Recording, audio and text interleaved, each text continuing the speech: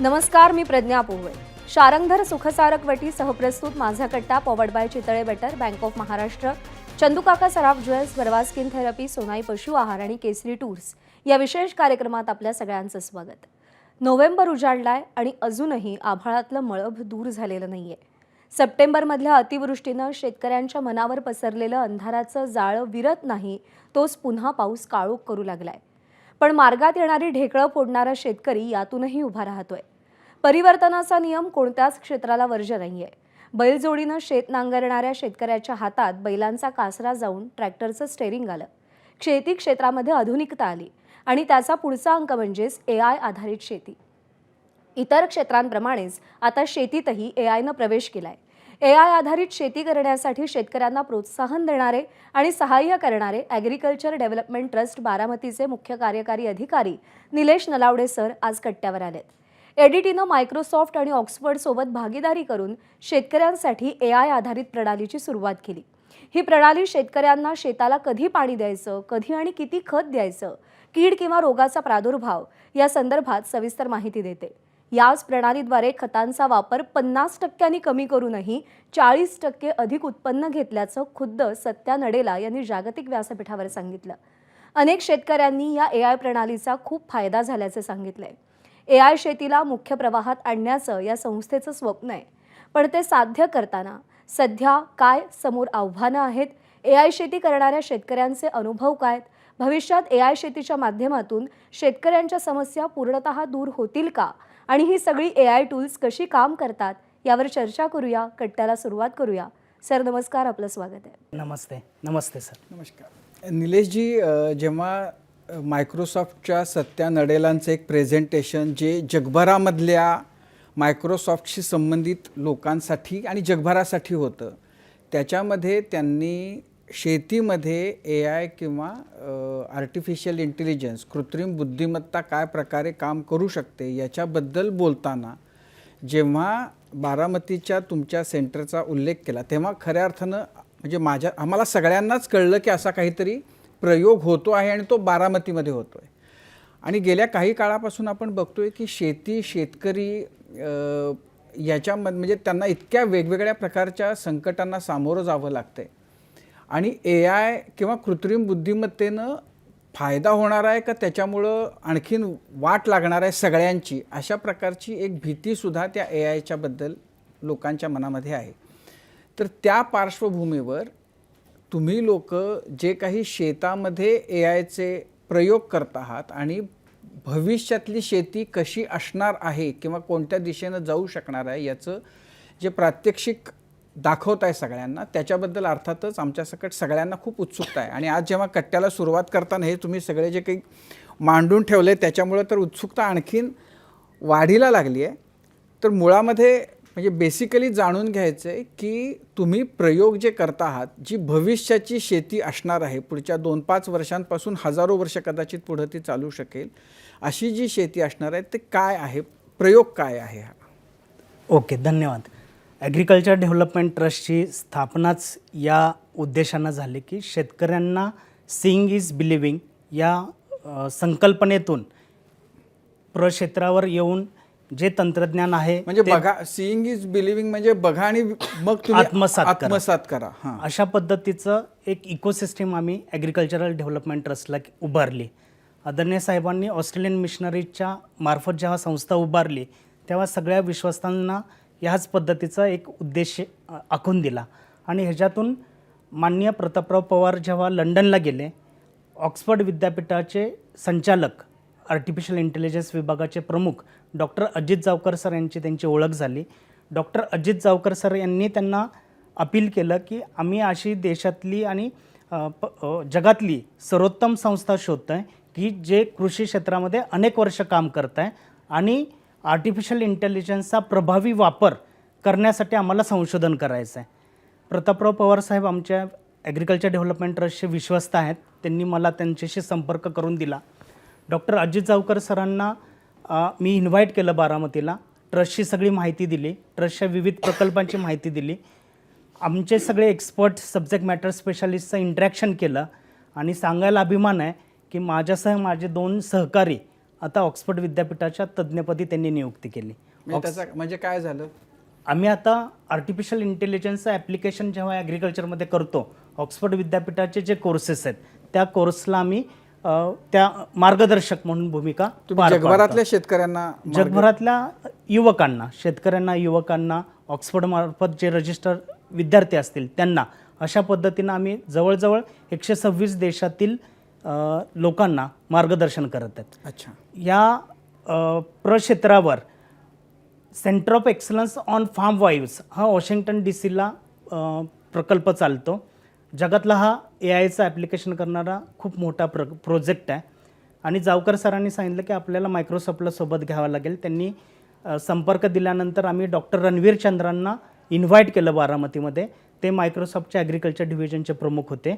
त्यांनी सांगितलं की इतकी चांगली काम करणारी संस्था आहे, आपण निश्चित संशोधन करू आणि centre of excellence on farm wives हे जे पथदर्शी रिसर्च सेंटर आहे जगातलं एकमेव, त्याची दुसरी ब्रांच ॲग्रिकल्चर डेव्हलपमेंट ट्रस्ट बारामतीमध्ये उभारली गेली. आणि त्याच्यातून तुम्ही जो प्रश्न विचारला, भविष्यातील शेती फार्म ऑफ द फ्युचर आम्ही 2022 साली उभारलं. विविध पिकांवर ॲप्लिकेशन ऑफ AI केलं. त्याचं तंत्रज्ञान कशा पद्धतीनं सक्सेस होईल ह्यासाठी सर्व टीमनं असंख्य वेळ आणि असंख्य रिसोर्सेस पूल करून काम केलं. ऑक्सफर्डचे 13 सायंटिस्ट, मायक्रोसॉफ्टचे 72 सायंटिस्ट, ॲग्रिकल्चर कॉलेजचे बारामतीच्या सायंटिस्ट आणि कृषी विज्ञान केंद्र बारामतीचे सायंटिस्ट या सगळ्यांनी एक दिलानं काम केलं. आणि ऊस या पिकावर पहिलं अल्गोरिदम तयार केलं, त्यानंतर हॉर्टिकल्चर क्रॉपवर अल्गोरिदम तयार केलं, त्यानंतर आता तूर आणि कांदा या पिकावर हे आपण चाललो आहे. संपूर्ण राज्याला देशाला दिशा देताना अतिशय चांगल्या दर्जाचं उत्पादन आणि तेही कमीत कमी इनपुट कॉस्टमध्ये शेतकऱ्यांना देण्यासाठी आपण प्रयत्न करतो आहे.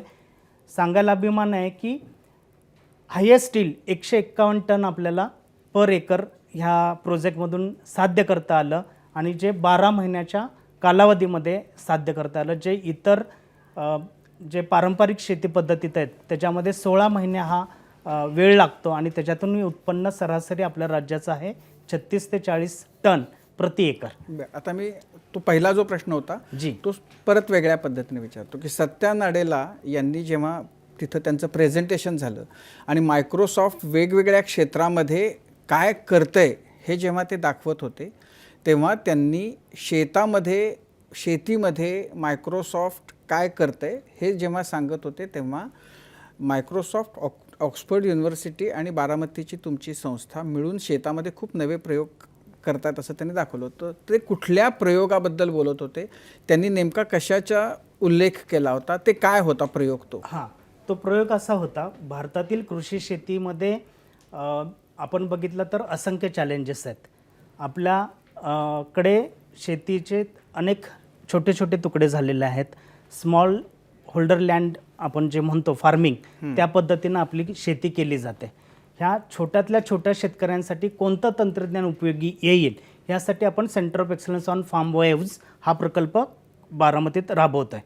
या प्रकल्पातून आम्ही एक प्रकल्प हाती घेतला की ऊस या शेतीमध्ये आर्टिफिशियल इंटेलिजन्सचा वापर करून हायेस्ट यील्ड कसा आणता येईल आणि ह्यासाठी 3 वर्ष संशोधन केलं. ह्या संशोधनाचे रिझल्ट आल्यानंतर 200 प्राथमिक शेतकऱ्यांच्या शेतावर ट्रायल घेतल्यानंतर तोही सक्सेस खूप चांगला आला आणि मायक्रोसॉफ्टच्या सत्य नाडेलांच्या निर्देशाखाली 16 जणांची टीम बारामतीमध्ये आली. प्रोजेक्ट इव्हॅल्युएशन केलं, प्रोजेक्टचं असेसमेंट केल्यावर त्यांच्या लक्षात आलं की खूप इनोव्हेटिव्ह काम हे जगासमोर आलेलं आहे आणि छोट्यातल्या छोट्या शेतकऱ्यांसाठी आर्टिफिशियल इंटेलिजन्सचा वापर कशा पद्धतीनं करता येईल ह्याचं संशोधन बारामतीमध्ये झालं आहे. आपल्याला हे जगासमोर आणावं लागेल. या हेतूनं सत्य नाडेलांनी जेव्हा आम्हाला संधी दिली, म्हणजे वेगवेगळ्या क्षेत्रात मायक्रोसॉफ्ट काम करतं, हेल्थमध्ये काम करतं, इंडस्ट्रीमध्ये काम करतं, मॅन्युफॅक्चरिंगमध्ये काम करतं, ॲग्रिकल्चर हा एक डोमेन आहे आणि 6 जणांना ती टेक्नॉलॉजी शोकेस करायला दिल्लीला निमंत्रण दिलं गेलं. मी जेव्हा हे प्रेझेंटेशन माझ्या सहकाऱ्यांसोबत दिल्लीमध्ये सत्य नाडेलांना दिलं, अतिशय भारतातील शेतकऱ्यांसाठी असणारे चॅलेंजेस ह्याच्यावर भर दिला. त्यांचे चॅलेंजेस सोडवण्यासाठी या टेक्नॉलॉजीचा वापर आम्ही कसा केला ह्याच्यावर भर दिला आणि त्याचे रिझल्ट कसे आले याच्यावर भर दिला.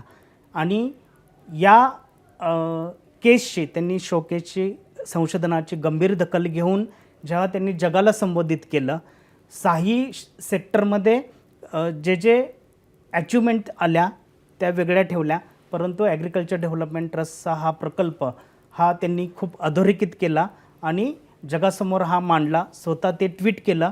ट्विट केल्यानंतर जगातील सर्वात श्रीमंत आणि यामध्ये इंटरेस्टेड असणारे व्यक्ती इलॉन मस्क त्यांनीही ते रिट्विट केलं. आणि जर या आर्टिफिशियल इंटेलिजन्सचा वापर कृषी क्षेत्रात इतक्या चांगल्या प्रभावीपणे होऊ शकतो याचं एक उदाहरण त्यांनी जगासमोर आणलं. बरं, आता सांगा की आपण म्हणजे तुम्ही काय केलं ते सांगा. म्हणजे आता तुम्ही ऊसावर एआयच्या पद्धतीनं तुम्ही ऊसाची लागवड केली. जी. त्याच्याबरोबर एआयचा तुम्ही कसा वापर केला? कोणत्याही क्षेत्रामध्ये जेव्हा आपण वापर करतो आर्टिफिशियल इंटेलिजन्सचा, त्याच्या स्टेप आहेत. पहिलं स्टेप आहे की सॅटेलाइट मॅपिंग. सॅटेलाइट मॅपिंग केल्यानंतर आपल्याला 200 इंडायसेस येतात, व्हिज्युअल इंडायसेस. त्याच्यामध्ये NDVI आहे. असं आहे की सर्वसामान्य माणसाला कळेल अशा भाषेत सांगा, कारण लोकांना इंडायसेस वगैरे असं कळणार नाही. त्यामुळे उपग्रहामार्फत जेव्हा त्यांनी मॅपिंग केलं तुम्ही, हां, आणि मग मॅपिंग केल्यानंतर त्या मातीची गुणवत्ता काय आहे, त्याच्यामध्ये कोणतं क्रॉप चांगलं येऊ शकतं, त्याचे पूर्व मशागत करण्यासाठी काय गरज आहे, कोणते त्याला न्यूट्रिएंटची गरज आहे, या पद्धतीच्या शिफारशी तिथे आपल्याला येतात.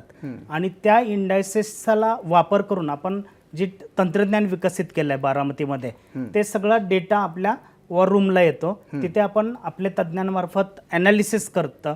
सॉईलच्या प्रॉपर्टीज कोणत्या आहेत, सॉईलचा pH किती आहे, सॉईलमध्ये कोणते घटक आहेत आणि कोणता क्रॉप. पण या गोष्टी आधीपासून होत होत्या ना, म्हणजे ह्या गोष्टी ज्या आहेत की सॉईलचा दर्जा तपासणं वगैरे, एआय त्यात कसं आलं?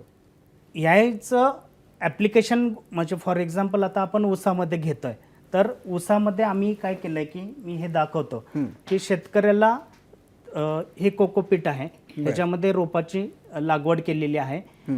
RHP नावाचं एक तंत्रज्ञान आहे जे युरोपियन युनियननी कोकोपीट निर्मितीसाठी रिकग्नाइज केलेलं आहे. ते तंत्रज्ञान आपण वापरतो आणि तो मीडिया वापरतो. हे भारतात इतर ठिकाणी वापरलं जात नाही. त्यामुळे हे जे व्हाईट रूट आहेत हे दिसतात, ह्याची निर्मिती 18 ते 21 दिवसात होते आणि हे न्यूट्रिएंट ॲब्झॉर्ब करणारे मुळं आहेत. हे पहिलं तंत्रज्ञान आहे. हे रोप त्या शेतकऱ्याला दिल्यानंतर सॅटेलाइट मॅपिंग तर पूर्वी होत होतं, तुमचं सल्ला बरोबर आहे, परंतु आम्ही 4500 रोपं मोजायचं तंत्रज्ञान इनपुट त्या सॅटेलाइटला दिलेलं आहे. 1 एकरात 4500 रोपं आम्ही लावतो. 4500 रोपाला त्याला जेव्हा फुटवे येतात इथून, तेव्हा 8 ते 10 फुटवे आले पाहिजेत अशा पद्धतीचे रेकमेंडेशन आपण देतो. आणि एका एकरमध्ये 40 ते 45 हजार मिलेबल केन जे क्रशिंगला जातील याची आपण म्हणजे बेरीज आणण्याचा प्रयत्न करतो. एका ऊसाचं वजन 2.2 ते 2.8 किलो जर आपण गृहीत धरलं तर मिनिमम 1 एकरात शेतकऱ्याला 120 टन उत्पादन मिळण्याचं तंत्रज्ञान आपण देतो. सॅटेलाइट नुसतं आपल्याला एवढंच नाही करत, तर सॅटेलाइट आपल्याला पूर्ण क्रॉपवर कुठला स्ट्रेस आहे, आता हे थोडं येल्लो दिसतंय पान, तर तेवढ्या बेल्टमध्ये कोणती डिफिशियन्सी आहे, तेवढ्या बेल्टमध्ये न्यूट्रिएंट डिफिशियन्सी असेल तर आपण त्या IoT टूलचा फॉर एक्झाम्पल आपण काही सेन्सर्स आहेत इथे, NPK सेन्सर, ह्या सेन्सरच्या रिकमेंडेशननुसार आपल्याकडं सिस्टीमवर डॅशबोर्डवर कळतं डेटा येतो आणि त्या पद्धतीचं फॉलियर स्प्रेचं आपण डिसिजन सपोर्ट, एक निर्णय घेण्यासाठी सुलभता आणण्याचं काम आपण करतो. आणि त्याच्या मोबाईलवर अलर्ट येतात की बाबा अशा पद्धतीचं आपल्याला आज ॲप्लिकेशन करायचं आहे. आणि सॅटेलाईटकडून ह्या ज्या स्ट्रेस आहेत म्हणजे जमिनीची मशागत करण्यापासून पूर्ण 24/7 हे क्रॉप मॉनिटर करण्याचं काम आपण करतो. आणि तेच टेक्नॉलॉजी आपण आत्ता प्रथम जगामध्ये आणली ऊस या पिकामध्ये. नाही, पण आता याच्यामध्ये एक झाला सॅटेलाइटचा वापर. आता इथं खूप गोष्टी मला दिसत आहेत. हे काय तरी आहे, समोर ड्रोन दिसतोय, तेही आणखीन तिथं काहीतरी आहेत. ह्या सगळ्या गोष्टींचा तुम्ही काय वापर करता जी. शेतीमध्ये? आता हे वेदर स्टेशन आहे. हे वेदर स्टेशन आपल्याला 16 वेगवेगळ्या पॅरामीटरची माहिती देतं. पाऊस किती पडला, तापमान किती आहे, कमीत कमी तापमान किती आहे, ह्युमिडिटी किती आहे, सॉईलचं टेम्परेचर काय आहे. याच्यामुळे आपल्याला कळतं की कोणता कीड किंवा रोगचा प्रादुर्भाव पिकावर येऊ शकतो का, त्याचे डिसिजन येतात आपल्याला. त्याच्यानंतर हे जे अलर्ट आहे त्याच्यातून एक VPD नावाचं वेपर प्रेशर डेफिसिट नावाचा रेशो मिळतो. तो 1 किंवा 2 लागतो. खूप सिम्पल आहे. 1 किंवा 2 जेव्हा हा रेशो येईल त्यावेळी जर आपण खतांचं ॲप्लिकेशन शेतीमध्ये केलं तर त्याचे लॉसेस, लिचिंग लॉसेस जे आपण म्हणतो ते पूर्ण थांबतात. आणि हे मुळं त्या स्टेजला 1 किंवा 2 ही जी स्टेज आहे, हा रेशो आहे, ह्या वेपर प्रेशर डेफिसिटच्या रेशोनुसार, ह्या रिझल्टनुसार आपण ती वेळ त्या शेतकऱ्याला कळवतो की सकाळी 8:35 1 ते 2चा हा VPD राहणार आहे आणि तू एवढं खताचं ॲप्लिकेशन तू शेतीमध्ये दे. नाही, मला असं वाटतं की कळलंय सगळ्यांना.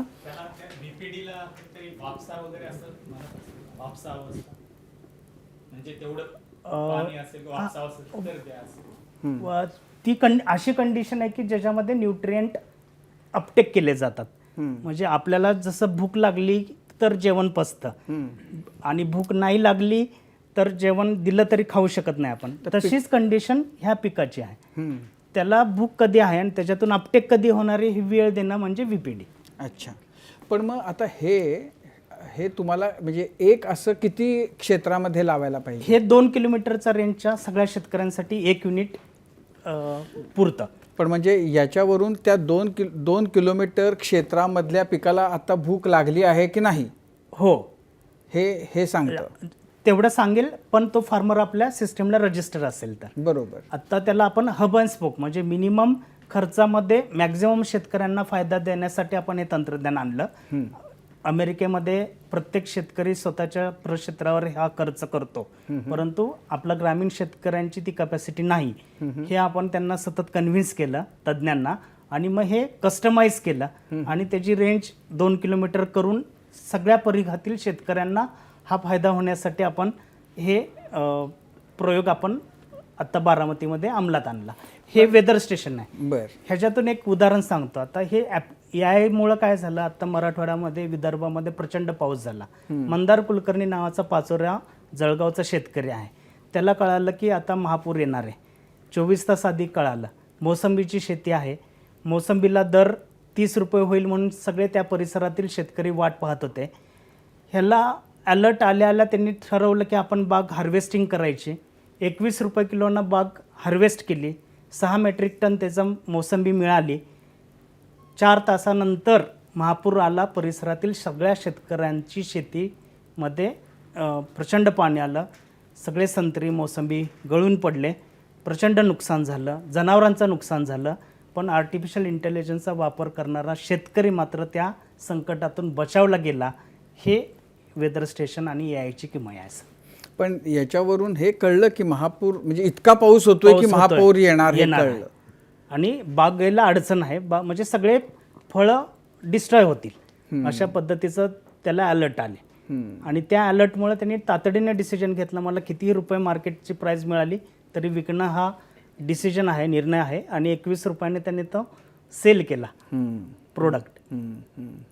अशा पद्धतीचं हे वेदर स्टेशन काम करतं. तुम्ही दुसरा प्रश्न विचारला की हे बरेच टूल्स इथं ठेवलेले आहेत. आर्टिफिशियल इंटेलिजन्सचा वापर करताना पहिलं सॅटेलाईट, दुसरं आहे वेदर स्टेशन, तिसरं आहे IoT टूल्स. IoT टूलमध्ये येतं सेन्सर. हा जो सेन्सर आहे हा सॉईल मॉइश्चर सेन्सर आहे. कोणत्या वेळेला त्याला पिकाला तहान लागली हे जाणून घेण्यासाठी हा सेन्सर काम करतो. मी आता ह्या ऊसाच्या रोपामध्ये हा सेन्सर प्लेस करतो आणि आपल्याला थोड्या वेळातच समजेल की ह्या ऊसामध्ये पाण्याची आवश्यकता आहे का नाही. 40% किंवा त्याच्या अबोव जर सेन्सरनी फिगर आपल्या डॅशबोर्डला दिल्या तर आपण त्या पिकाला पाणी देण्याची आवश्यकता नाही. मोजून पाणी देतो. समाजामध्ये आणि इतर शेतकऱ्यांमध्ये असा भ्रम आहे की ऊस हे अति पाण्याचं पीक आहे. आडसाली पिकामध्ये 30 ते 35 पाळ्या पाट पद्धतीने दिल्या जातात. 3 कोटीपर्यंत पाणी 1 एकरचं पीक 3 कोटी घेतं. लिटर. आता हा यावर आम्ही 88 लाख लिटरमध्ये 1 एकरचं पूर्ण क्रॉप हार्वेस्ट केलं. आणि त्याची किंमत म्हणजे IoT सेन्सर. अचूक वेळेमध्ये किती लिटर पाणी द्यायचं तेवढंच पाणी त्या शेतीला दिल्यामुळं 1 एकरच्या अबव तो म्हणजे साधारणतः 2 किंवा 3 एकर अतिरिक्त शेती तो त्याच उपलब्ध म्हणजे ज्या पाण्यातून पाण्यामध्ये 1 एकर भिजत होतं तेवढ्या पाण्यामध्ये 4 एकर आता तुम्ही शेती करू शकतो. 3 एकर 3 एकर तरी शेती तो शेतकरी करू शकतो. अशा पद्धतीचं हे सपोर्टिंग टूल आहे.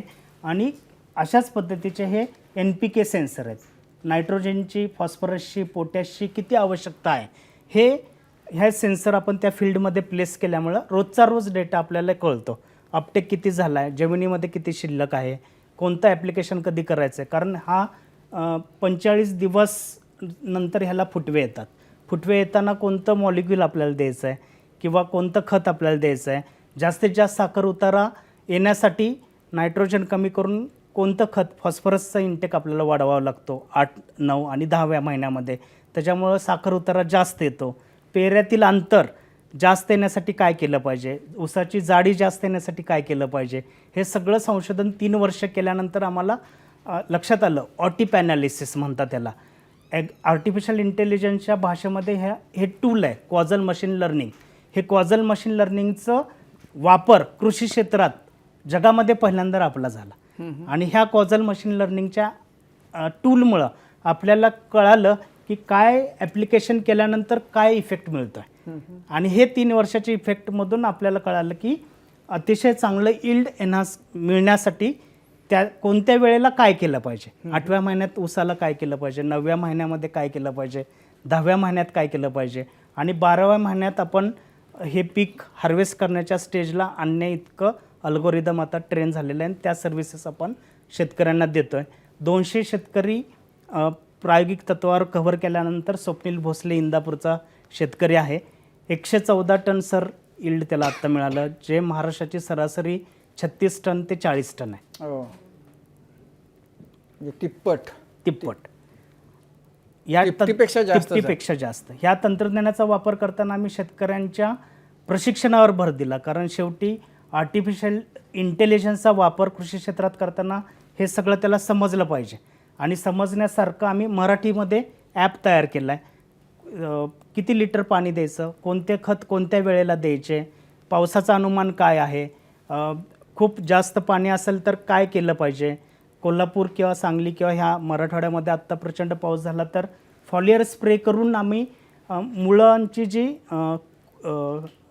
कॅपॅसिटी ती मेंटेन करायचा प्रयत्न केला. त्यामुळे इतर ऊस आणि पारंपरिक पद्धतीचे ऊस आणि आर्टिफिशियल इंटेलिजन्सचे ऊस तिथल्या परिसरातील लोकांनीच अनुभवले की कशा पद्धतीनं फरक आहे. काय परिणाम झाला त्याचा, त्यामुळे काय झालं. ऊसामध्ये जो स्ट्रेस येतो की जास्त पाण्यामुळं ते मुळांचं डॅमेज होतात ते मुळं आणि न्यूट्रिएंट अपटेक करू शकत नाही आणि फोटोसिंथेसिस प्रॉपर होत नाही. तो प्रचंड सगळे प्लॉट स्ट्रेसमध्ये गेले. परंतु आपले प्लॉट स्ट्रेसमध्ये अजिबात गेले नाहीत. म्हणजे पाणी भरपूर असून सुद्धा. कारण त्यांच्या मुळं सजीव राहण्यासाठी आणि मातीतून जे मायक्रो ऑर्गॅनिझम आहेत, बेनिफिशियल मायक्रो ऑर्गॅनिझम, त्याचा सपोर्ट मिळण्यासाठी जे सजीवपणा मुळामध्ये पाहिजे तो आम्ही टिकवू शकलो. पण आता हे जे सेन्सर्स आहेत तर हे किती अंतरावर असे खोचायला लागतात. हे आपल्याला सॅटेलाईटमधूनच लोकेशन डिसाईड होऊन येतं की कुठल्या लोकेशनला कुठला सेन्सर प्लेस करायचा आहे आणि त्या पद्धतीनं आपण करतो. 1 हेक्टर परिसरामध्ये एवढे सगळे सेन्सर सफिशियंट आहेत. म्हणजे साधारणतः 9,500 रुपये या सेन्सरची किंमत आहे एकाची, वॉटर सेन्सरची. आणि हे NPK सेन्सरची साधारणतः 6,500 रुपये आहे तिन्ही सेन्सरची. वेदर स्टेशन आज भारतात जे उपलब्ध आहे ते 15,000 ते 45,000 रुपये दराप्रमाणे उपलब्ध आहे.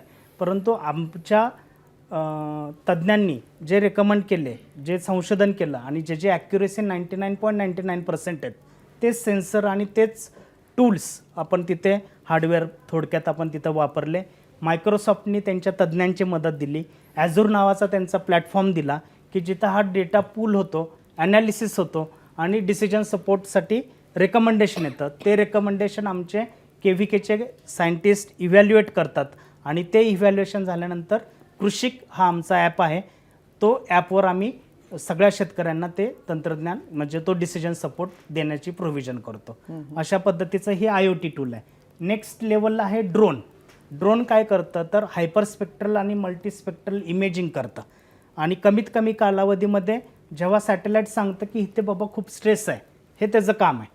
त्याच्यानंतर पुढची स्टेप आहे की ती ड्रोननी मॉनिटर करणं की नक्की क्रॉपची हेल्थला काय प्रॉब्लेम झाला आहे, क्रॉपच्या हेल्थला पेस्टचा अटॅक झाला आहे का कुठला रोग आलेला आहे आणि कोणता रोग आणि कोणता कीड तिथं जर आलेला असेल तर ते सगळे इमेज आपल्याकडे येते, प्रोसेस होतात बॅकएंडला अल्गोरिदमला आणि आपल्याला शिफारस देतात की ह्या पॉकेटमध्ये ह्या कीड आणि ह्या रोगाचा प्रादुर्भाव झाला आहे, त्या बेल्टमध्येच आपण स्पॉट ॲप्लिकेशन करू शकतो. त्यामुळं अननेसेसरी खतांचा वापर किंवा अननेसेसरी पेस्टिसाईडचा वापर करण्याची आवश्यकता नाही. तेवढ्या स्पॉटमध्ये आपण रेकमेंडेशन दिल्यामुळे शेतकऱ्याला सुलभता येते आणि झटक्यात त्या परिसराचं नियंत्रण मिळतं. आता जर तुम्ही प्रश्न विचारला की केमिकल फर्टिलायझरचं म्हणजे ॲप्लिकेशन खूप होतं आत्ता भारतामध्ये, तर आपल्या शेतकरी सरासरी 132 किलो केमिकल फर्टिलायझर वापरतो. त्यामुळे जमिनीची गुणवत्ता ढासळत चाललेली आहे. हे प्रमाण कमी करण्यासाठी हे तंत्रज्ञान आहे की नॅचरल फार्मिंग, जे जमिनीला गरजेचं आहे तेवढंच आपण देणं आणि तेवढ्याच न्यूट्रिएंटमध्ये हायेस्ट मिनिमम इनपुटमध्ये मॅक्झिमम आउटपुट काढणं, ह्यासाठीचं हे तंत्रज्ञान आहे. सर 30 ते 40% खतांची बचत आपण अचीव केलेली आहे. अच्छा. त्यामुळं भारत सरकार जे खतं इम्पोर्ट करतं तो ताण शेतकऱ्यांवर आहे किंवा सरकारवर आहे आणि त्या खतांचं अननेसेसरी वापर केला जातो की जे जमिनीमध्ये दिल्यानंतर त्याचं जे मुळे आहेत ते पण अपटेक करत नाहीत किंवा लिचिंग लॉसेस खूप होतात. त्यामुळं या तंत्रज्ञानामुळं ते सुलभता मिळाली आणि 30 ते 40% खताची बचत झाली. जशी पाण्याची बचत झाली तशी खताची बचत आम्ही खूप चांगल्या पद्धतीनं करू शकलो. म्हणजे पाण्याची बचत, खताची बचत आणि हे करून एक तर जमिनीचा पोत सुधारतोय आणि उत्पादन वाढतं. हे त्याच्यातले बेसिक म्हणजे फायदे आहेत. पण म्हणजे एका शेतकऱ्यानं समजा लावलं तर हे सगळ्या आजूबाजूच्या शेतकऱ्यांना ह्याचा फायदा होऊ शकतो. पण साधारण अडीच एकरामध्ये सॉईल मॉइश्चर सेन्सर मात्र कंपल्सरी आहे. अशा पद्धतीचं आपण हब अँड स्पोक मॉडेल, आपण जेव्हा हे सगळं सक्सेस झाला तेव्हा साहेबांच्या मार्गदर्शनाखाली आम्ही पंतप्रधान नरेंद्र मोदी साहेबांना पत्र दिलं, त्यानंतर IT मिनिस्टर अश्विन वैष्णव साहेबांना पत्र दिलं, राज्य सरकारला निवेदन दिलं, प्रस्ताव दिला की हा रिसोर्स आता तयार झाला आहे, जास्तीत जास्त शेतकऱ्यांपर्यंत हा नेण्यासाठी काय केलं पाहिजे. संस्थेचे चेअरमन राजेंद्र पवार 62 कारखान्यांमध्ये अवेअरनेस प्रोग्राम घेऊन आले. शेतकऱ्यांना हे माझ्या टीमबरोबर जाऊन सगळं तंत्रज्ञान समजून सांगितलं. 63,000 शेतकऱ्यांनी ह्या कालावधीमध्ये आउटडोअर प्रशिक्षणाचा फायदा घेतला आणि इनडोअर संस्थेनं 16,000 शेतकऱ्यांना प्रशिक्षण दिलं.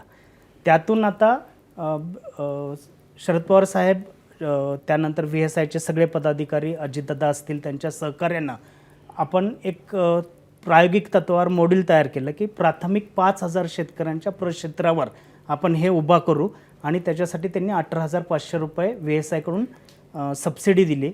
6,500 रुपये कारखाना गुंतवणूक करेल अशा पद्धतीचं इकोसिस्टीम तयार केली आणि 5,000 शेतकऱ्यांच्या नोंदणीनुसार आज हा प्रकल्प आम्ही कार्यान्वित केला आहे. जेव्हा हा निर्णय झाला त्याच्यातून 2,986 शेतकऱ्यांनी राज्यातल्या सगळ्या जिल्ह्यातील सहभाग घेतला आहे. जानेवारीमध्ये जेव्हा लागण होईल पुढची, त्याच्यामध्ये उर्वरित शेतकरी त्याच्यामध्ये सहभाग घेतील आणि राज्य पहिलं आपलं देशातील ठरेल की 5,000 शेतकऱ्यांपर्यंत ॲक्च्युअल ॲप्लिकेशन ह्या AIचं झालेलं असणार आहे.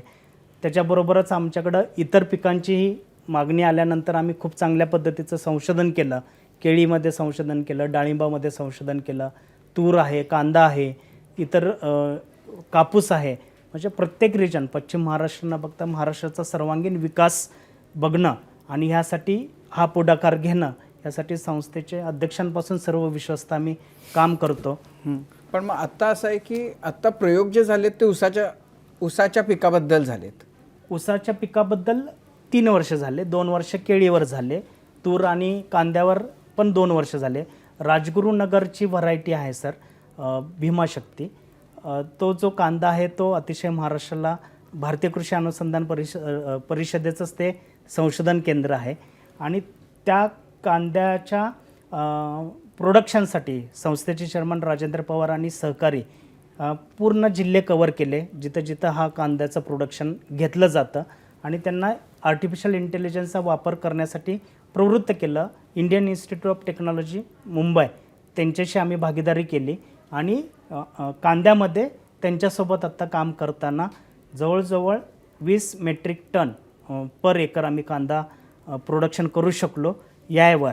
आणि तो कांदा अतिशय चांगल्या काळासाठी टिकण्यासाठी, म्हणजे रेट कांद्याचे कमी जास्त होतात तर 2 महिन्यातच तो विकावा लागतो, तो 8 महिने टिकण्या इतकं रेकमेंडेशन आम्ही तयार केलं आहे आणि त्या रेकमेंडेशनचा वापर आता राज्यातील शेतकरी करत आहेत.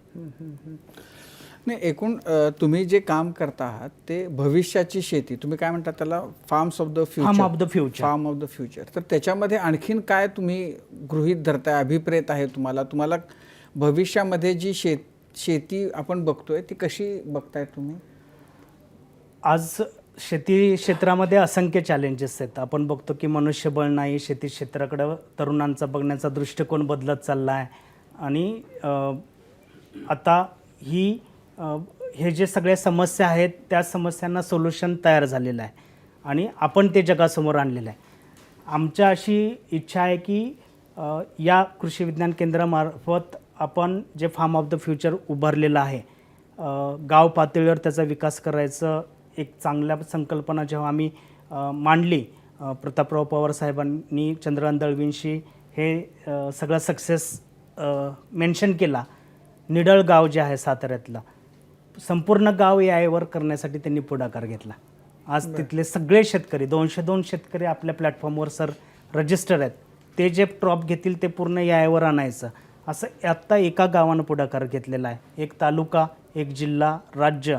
आणि जेव्हा सगळेजण ह्या प्रवाहात येथील ॲप्लिकेशन करतील तेव्हा भारत हा फक्त कृषीप्रधान देश राहणार नाही, तर भारत हा स्मार्ट कृषीचा देश राहील, ओळखला जाईल आणि ह्याचा हातभार आपल्या विकास दराला लागणार आहे. जेवढा कृषीचा विकास दर अधिक होईल तेवढा आपली देशाची प्रगती आणि जे 2047चा रोडमॅप आपण ठेवलेला आहे विकसित राष्ट्र ते निर्माण करायचं असेल तर एक सेक्टर, एक रिसोर्सेस चांगले वापरण्यासाठी आपण व्हिजन ठेवलं पाहिजे आणि त्या व्हिजननीच आम्ही मार्गक्रमण करण्याचा प्रयत्न करतो आहे. त्यासाठीच केंद्र सरकारकडे, महाराष्ट्र सरकारकडे पाठपुरावा करून असंख्य शेतकऱ्यांना मदत करायचा प्रयत्न करतो आहे.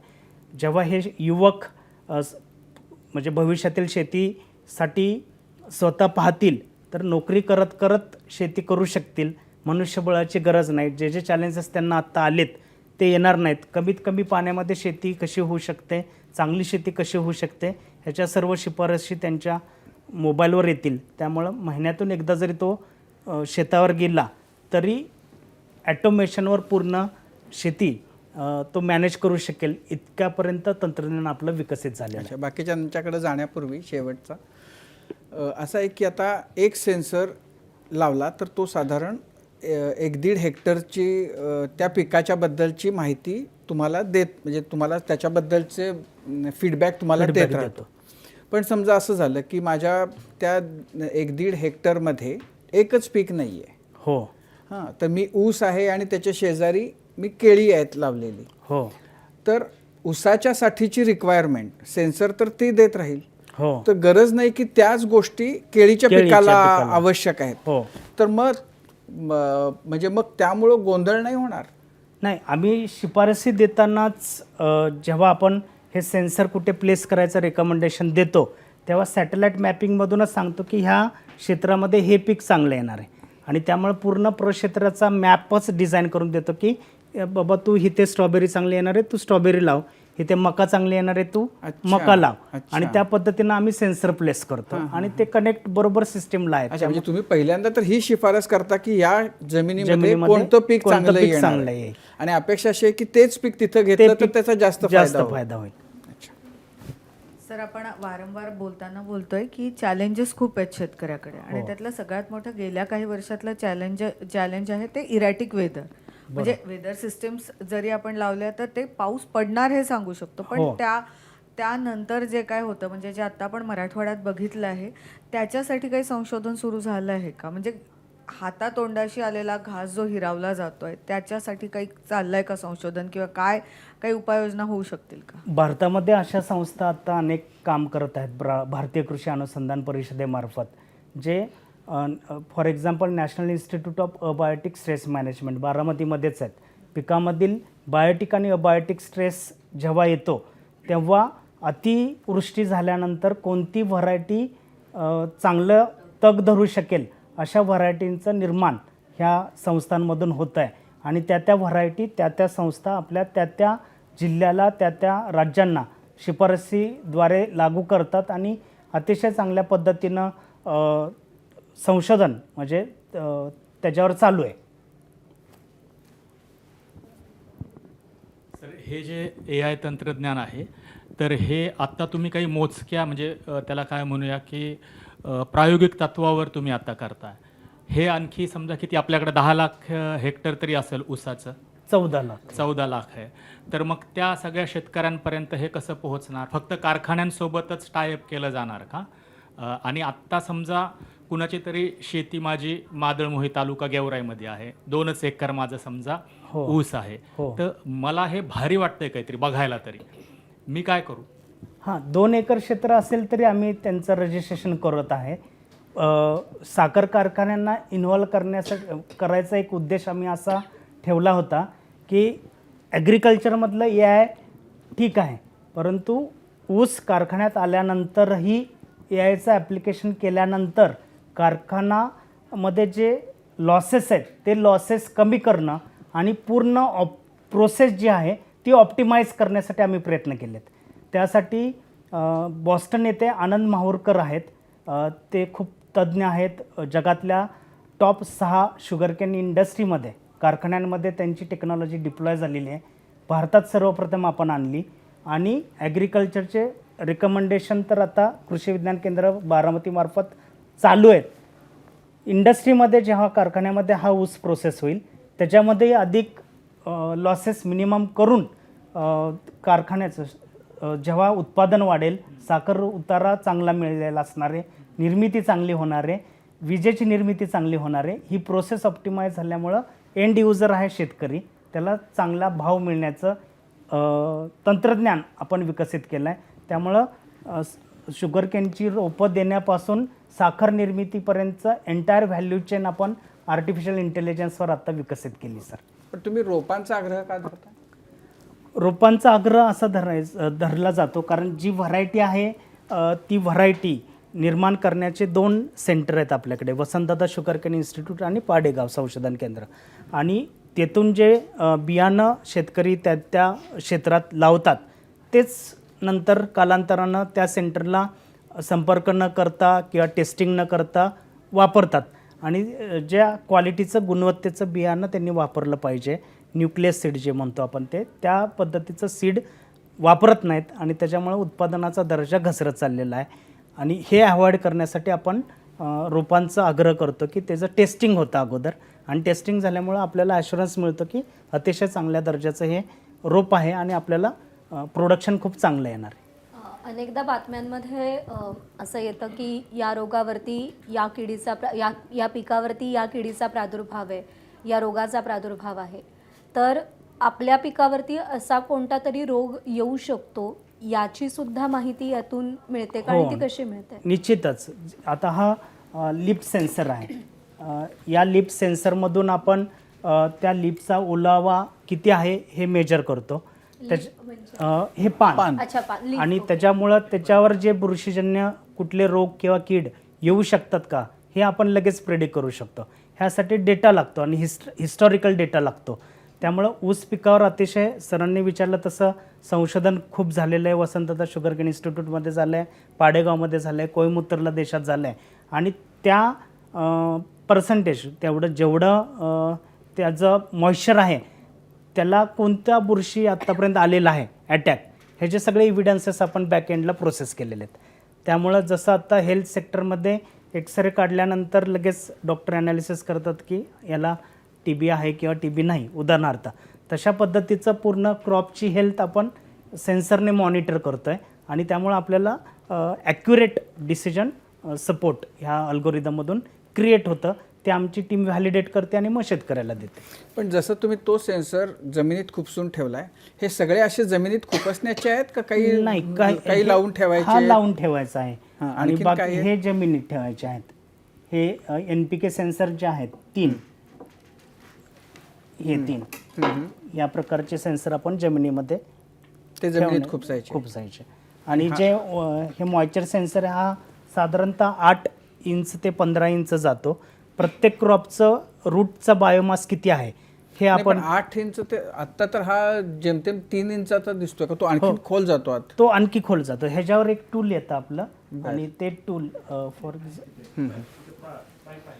अच्छा, हां ह्या पद्धतीचं तंत्रज्ञान हां हे पूर्ण असं जमिनीत आत जमिनीत जातं. जातं. त्यामुळे त्याच्यावर जो 60% रूट जे आहेत शुगर केनचे ते 10 ते 15 इंच लेवलला असतात. तेवढ्या लेवलला हा सेन्सर गेल्यामुळे आपल्याला पूर्ण कळतं की किती ओलावा आहे. निलेश सर, आधुनिक तंत्रज्ञानाची जी भाषा आहे ना ती कदाचित सर्वसामान्य माणसाला समजणं कठीण आहे, पण तुम्ही पाचोऱ्यातलं जेव्हा उदाहरण दिलं ते पटकन समजू शकलं. अशी दुसरी काही तुम्ही उदाहरणं सांगू शकाल की ज्यांना या सगळ्या तंत्रज्ञानाचा आता परिसरातल्या शेतकऱ्यांमध्ये हुमणीचा प्रादुर्भाव खूप झाला ऊसामध्ये. आणि हुमणीचा प्रादुर्भाव झाल्या जो स्ट्रेस येतो प्लांटवर, तो स्ट्रेस आपण सॅटेलाईट थ्रू मॅप झाला. आणि त्याचे जे इमेजेस येतात, त्याचे जे फोटो येतात आपल्या सिस्टीमला, की हुमणीनं अटॅक केलेला ऊस मग कशा पद्धतीनं स्ट्रेस दाखवतो. मग ते इंडायसिस मॅच केल्यामुळं आम्हाला कळतं की इथे हुमणीचा प्रादुर्भाव झाला आहे. आमचे अलर्ट गेले तिथे, आणि बरोबर त्या शेतकऱ्यांकडे ती हुमणी आली होती जी त्याने कधी बघितली नसते. आणि अशा जर पद्धतीनं किडीचा प्रादुर्भाव वाढत गेला तर संपूर्ण प्लॉट डॅमेज होण्याचे चान्सेस असतात. अशा पद्धतीचं अनेक उदाहरणं आपण आत्ता ह्या प्रकल्पामध्ये पाहिले. सर, तुम्ही जे सांगताय ते ऐकायला फार छान वाटतंय, किंवा इवन शेतकऱ्यांचं उत्पन्न देखील वाढल्याचं तुम्ही सांगताय.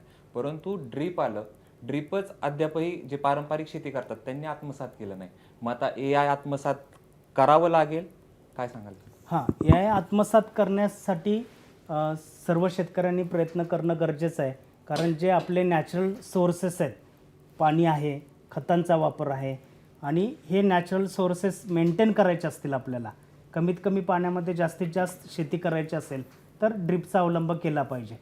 परंतु आत्ता जे सगळ्यात भारतातलं मोठं चॅलेंज आहे की भरमसाठ पाणीचा वापर केल्यामुळं किंवा इतर काही दुष्परिणामामुळं मातीची गुणवत्ता कमी होत चालली.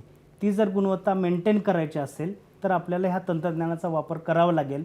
आज आपल्या परिसरातले राज्यातील अनेक शेतकरी आहेत की जिथे 0.4 ते 0.5 ऑर्गॅनिक कार्बन आहे, आणि त्याच्यामुळं यील्ड येऊ शकत नाही. ते साधारणतः 0.9 ते 1 असेल तर ऑप्टिमम यील्ड येतं. खूप चांगल्या पद्धतीचं प्रोडक्शन त्या प्लॉटमधून येऊ शकतं. आणि तेवढा जर आपल्याला ऑर्गॅनिक कार्बन जमिनीमध्ये आणायचं असेल तर ते प्रॅक्टिसेस, त्या पिकाला लागणाऱ्या प्रॅक्टिसेसचा अवलंब आपण शेतकऱ्यांना करण्यासाठी ड्रिपचा आग्रह धरतो आहे की जेवढी गरज आहे तेवढाच खतांचा वापर, जेवढी गरज आहे तेवढ्याच पाण्याचा वापर, आणि जेवढ्या न्यूट्रिएंटच्या मॉलिक्यूलची गरज आहे तेवढेच आपण न्यूट्रिएंट दिल्यामुळं या जमिनीतला पोत सुधारण्यास मदत होते.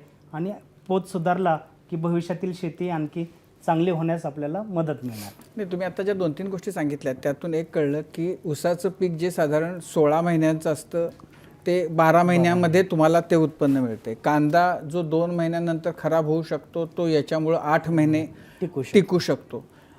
बाकी आणखीन असे कोणत्या पिकाच्याबद्दल काय असा जाणवण्या इतका मोठं परिवर्तन किंवा परिणाम AIच्यामुळं झालेला आहे? केळी पिकाचा उदाहरण आपण घेतलं तर 50 मेट्रिक टनपर्यंत आपल्याला केळीचं उत्पादन अचीव झालेलं आहे. दुसरं उदाहरण द्यायचं झालं तर तूर, जी आपल्या विद्यापीठाची राज्य सरकारचे जे 4 विद्यापीठ आहेत त्यांनी तयार केलेली जात आहे गोदावरी म्हणून.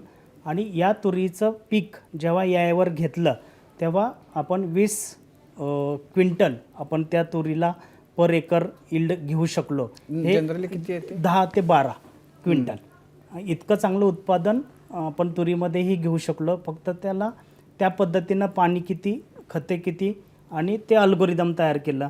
राज्य सरकारनं शिफारस केलेली व्हरायटी लावली आणि असंख्य शेतकऱ्यांनी त्याचं ॲडॉप्शन आता केलेलं आहे. याच्या माध्यमातून पिकांची वाढ मर्यादित ठेवता येते का?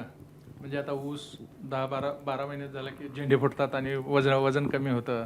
कारखान्यात अतिरिक्त ऊस झाला की कारखान्यात ऊस पाठवणं शक्य होत नाही. बरोबर. मग ते 12व्या महिन्यात जेवढी वाढ झाली किंवा 10व्या महिन्यात जेवढी वाढ झाली तेवढीच ठेवता येते का त्याची? हां, खूप चांगला प्रश्न तुम्ही विचारला. कारण आत्ता आपण बघितलं तर ठराविक कालावधीनंतर अनेक शेतकऱ्यांच्या ऊसाला तुरे आलेले आहेत आणि त्याच्यामुळे तुम्ही म्हणता तसं यील्ड कमी होत गेला. त्याच्यामागे एकच रहस्य आहे की पाण्याचा वापर त्या स्टेजला कमी करणं. पाण्याचा वापर कमी केला तर आणि खत फॉस्फरसचा इंटेक वाढवला आणि पोटॅशचा इंटेक वाढवला, नायट्रोजन कमी केला तर कुठल्याही ऊसाला, आपल्या सहभागी शेतकऱ्यांमध्ये एकाही ऊसाला तुरा आलेला नाही. अशा पद्धतीचं आपलं रेकॉर्ड आहे. बाकी परिसरातील बऱ्याच 60 ते 70% शेतकऱ्यांच्या प्रक्षेत्रावर तुरे आलेले ऊस आपण पाहिले.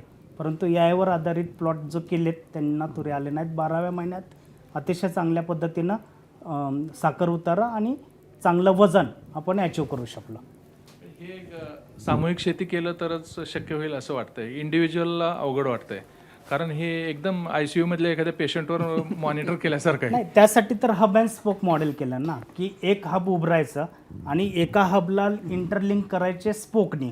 त्यामुळे 25 शेतकऱ्यांचा ग्रुप आम्ही प्रपोजल देताना किंवा प्रस्ताव करताना आणि हे जे अंमलबजावणीचा कृती आराखडा तयार करताना हब अँड स्पोक मॉडेलचाच विचार केला. त्यामुळे 25 शेतकऱ्यांनी एकत्र येणं, त्यांचा गट तयार करणं आणि त्यांच्या क्षेत्रावर हब अँड स्पोक मॉडेल हे लावणं आणि त्या शेतकऱ्यांच्या प्रक्षेत्रावर ॲप्लिकेशन करणं, अशा पद्धतीचं काम चालू आहे. इंडिव्हिज्युअल शेतकरी करत आहेत, चांगल्या पद्धतीनं त्यांनाही रिझल्ट येतात आहे. शेतकरी किती डिव्होशननं शेती करतो आहे ते आपण पाहतो आहे. त्यामुळं असंख्य आता संजीव माने सर आहेत, त्यांना अनुभव आहे ऑलरेडी 100 टन ऊस काढण्याचा. ते आपलेच तंत्रज्ञान आत्ता त्यांच्या प्रक्षेत्रावर वापरतात आहे आणि त्यांनी स्वतः जेव्हा आमच्या अवेअरनेस कॅम्पमध्ये त्यांना निमंत्रण दिलं, त्यांनी सांगितलं की मी 100 टन काढत होतो परंतु आता 130 ते 140 टन ऊस काढण्याची क्षमता आणि तेवढ्या दर्जाचा ऊस मी तयार केलेला आहे. सर, खरं तर हे ज्यावेळेस आपण बघतो त्यावेळेस हे फार खर्चिक वाटतंय. तर शेतकऱ्यांनी कसा संपर्क साधायचा आणि हे याला जर समजा एकरी करायचं असेल किंवा हेक्टरी करायचं असेल तर शेतकऱ्याला साधारणपणे किती खर्च येईल आणि कशा पद्धतीने संपर्क केला गेला पाहिजे? प्रति हेक्टर ह्याला 25,000 रुपये खर्च आहे.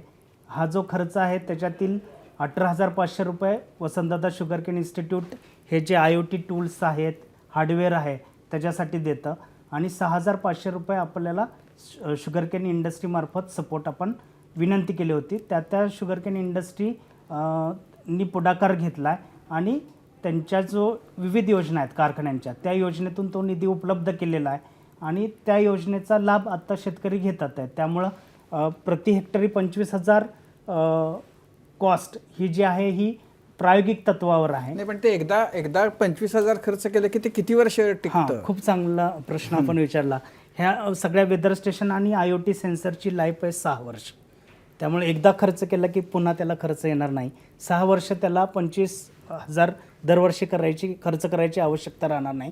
आपल्याला नंतर खर्च जो येणार आहे तो फक्त ते क्रॉपची हेल्थ आणि क्रॉपचे सगळं AI टेक्नॉलॉजी मॉनिटर करायला तो प्रति एकर 4,000 रुपये खर्च येणार आहे. नाही, पण त्याच्यामध्ये आणखीन एक गोष्ट अशी आहे की ज्या किडी माहिती आहेत हो, त्याच्याचबद्दलचं माहिती याच्यातून मिळेल. म्हणजे ह्याला चकवणारे नवीन जसे आजार येतात हो, तसे नवीन किडी, नवीन रोग असेही येऊ शकतात आणि त्यामध्ये ते ह्याला चकवू शकतात. हो हो, हा झाला एक भाग. दुसरं, हल्ली ते हॅकिंग वगैरेची खूप भानगड आहे.